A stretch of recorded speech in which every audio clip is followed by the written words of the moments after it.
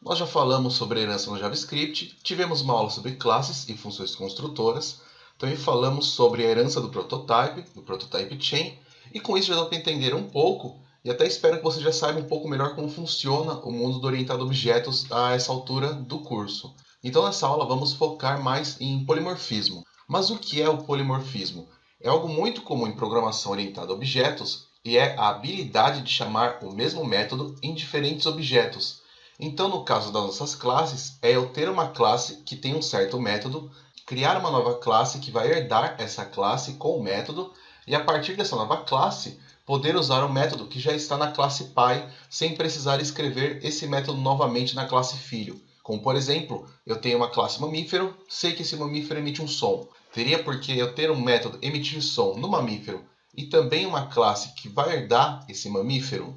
Não, não tem nenhum sentido eu fazer isso. Por isso, tudo que for pertinente a um mamífero, eu crio nele, e nas classes que herdam esse mamífero, simplesmente crio só o que for pertinentes a ela. Então, o polimorfismo nos ajuda na abstração e reutilização de código, pois posso escrever um método que deve ficar nessa classe pai, nessa classe que todas as outras devem herdar, e nas classes filhas dessa classe, não preciso me preocupar de escrever novamente um certo método, apenas em escrever os métodos referentes a essa classe.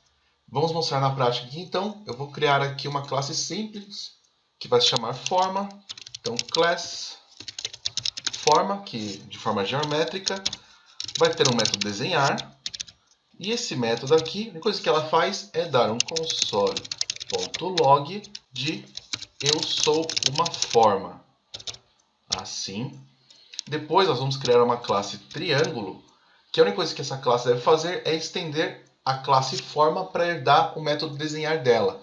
Então aqui class triângulo extends forma. Só isso daqui já funciona para mim.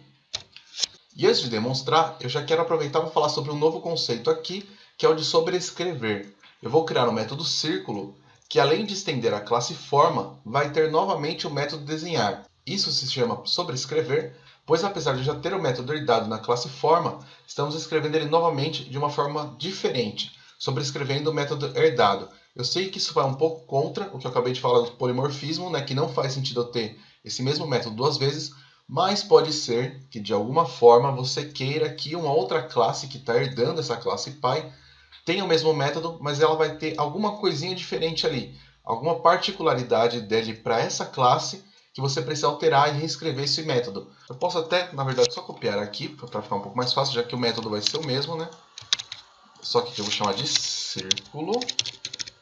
E aqui no console.log eu sou um círculo.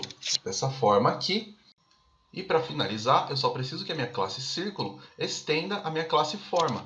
Extends forma, para poder sobrescrever o meu método de desenhar. E aqui agora eu posso criar.